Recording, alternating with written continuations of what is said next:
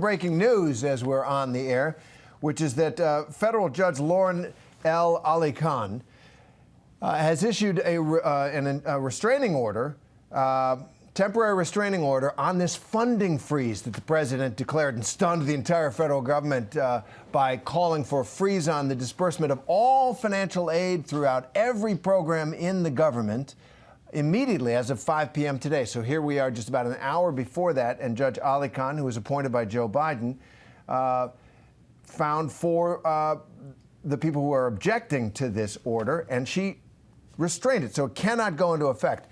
Tell us about this case and about this issue.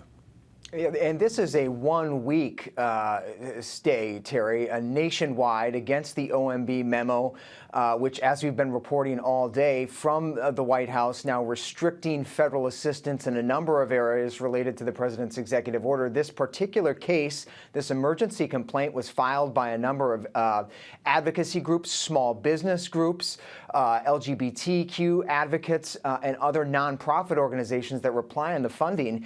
And they asked this judge to immediately put this policy on hold, citing irreparable harms to the work that they do, legislatively authorized by the Congress. Now, the challenge in this particular case, Terry, was not a constitutional one. It was one under a portion of federal law known as the Administrative Procedures Act. In essence, what these groups were alleging was that Trump went about this the wrong way, that this memo was sloppy.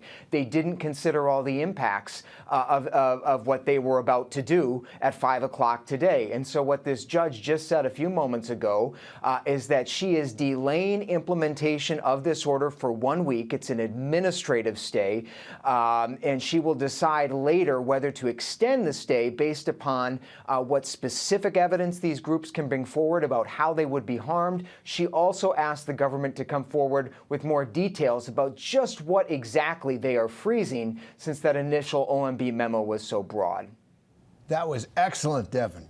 Good work on a short order, because I understand now what's going on, and I can ask Mary Alice about something Devin just mentioned, which is the lack of clarity in this order. Given especially what the press secretary said at the White House today, what Carolyn Levitt said today, the memo that the president put out, freezing funding, said that all federal agencies should pause, quote, all activities related to obligation or disbursement of all federal financial assistance and other relevant agency activities throughout the government. So then the press secretary came on and she kind of backtracked from that. Kind of feels like it wasn't soup yet for this idea. I think we've been hearing from nonprofit groups, small businesses, this concern that it was so sloppy, so clumsy overnight that they didn't know how to proceed, and that fear, that chaos and panic was really detrimental. Had seniors worried about whether they could get meals from Meals on Wheels, had parents worried if Head Start programs would be open tomorrow. Look, all day we've seen this White House essentially play cleanup, try to backtrack. They've tried to offer a little bit of clarification, putting out lists of groups that will not be impacted, saying that actually if you receive direct assistance from the federal government in the form of Medicare, Social Security, Medicaid, then they added also SNAP, food assistance, federal student loans, some housing grants, that all that wouldn't be impacted. But look, they took hours to provide even basic clarity, and we are hearing from these groups that it was just not enough, is still not enough clarity. Remember also, this is coming at a moment where these aid organizations are extremely worried about retribution. They're extremely worried about whether the partners they work with inside the federal government are going to face firings or be put on leave. So we're hearing from aid groups that they just were so nervous about how to proceed, especially with such a lack of clarity from this White House.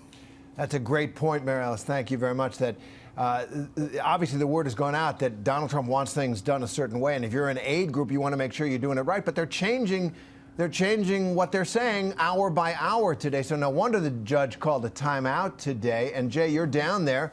You've been talking to Republicans about this order, freezing federal funding, federal aid to people right across the government all day, and they've been supportive, yeah? Yeah, remember, Terry, this is congressionally appropriated money. Congress passed legislation, and in some instances, Republicans in Congress voted for legislation that earmarks this money for a certain purpose. And what Donald Trump has done is stood in the breach of that and said temporarily he's not going to allow that money to go to its congressionally appropriated purpose. That's why Democrats have pounced on that, saying it's not legal for him to do that. It is well outside of his executive authority to do that. I just posed the question moments ago to members of House Republican leadership. You saw a little bit of that interview earlier on in the show. I asked Tom Emmer, the number 3 Republican in the House, the majority whip, is what Donald Trump is what Donald Trump is doing here legal? And he said in his view, it is legal because Donald Trump is within his authority with the executive orders he's signed and the refashioning of the federal government he's done and the cracking down on DEI, et cetera, that he's tried to implement in the federal government.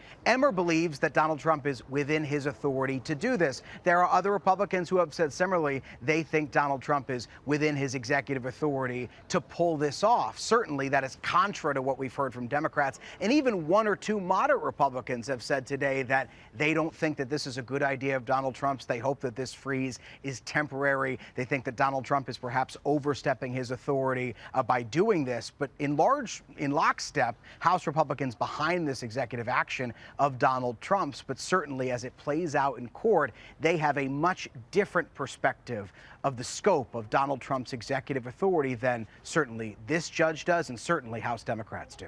Yeah, that's for sure. The boundaries of Trump's executive authority for a lot of Republicans are way, way, way, way, way out there. And that is the theory of the unitary executive, that all executive power is vested in the president, a president, one single person. And that's been a conservative campaign in the courts for a while. Not going so well, Devin, sometimes because, this has happened before. In Trump 1, he got tripped up by the exact same thing the judge did today. Right out of the gate, Terry, this is very reminiscent, if you remember, those early days of the first Trump administration when they put out the what was called then the Muslim travel ban. Very hastily arranged, stopping travel from what the administration said at that time were predominantly Muslim countries. Chaos at the airports. We remember the scenes, people trying to figure out who could come in, who could go out. And at the time, what the court said, very similar to what is happening here, that this was not baked. Time out. Ultimately, the courts allowed the president to issue that travel ban. He came back a second time. It did go into effect. Same thing was the case with ending DACA. The first attempt, the president tried to end that program. The Supreme Court, in fact, said that he didn't do it properly under federal law, didn't follow the procedure. They went back to the drawing board. They did it properly. So just to underscore, the breaking news right now is an administrative stay. It's, as you put it, a timeout. This judge here in Washington saying that the administration needs to take a beat, and the judge, needs to take a little more time to look at exactly what's going on. But ultimately, this particular case that's caused the pause tonight is one involving procedure. No one here is alleging the president doesn't have the power to put a pause on these funds, but these groups and this judge are looking at whether, in fact, the president followed the rules in doing it, Terry. There are separate challenges on constitutional grounds, of course.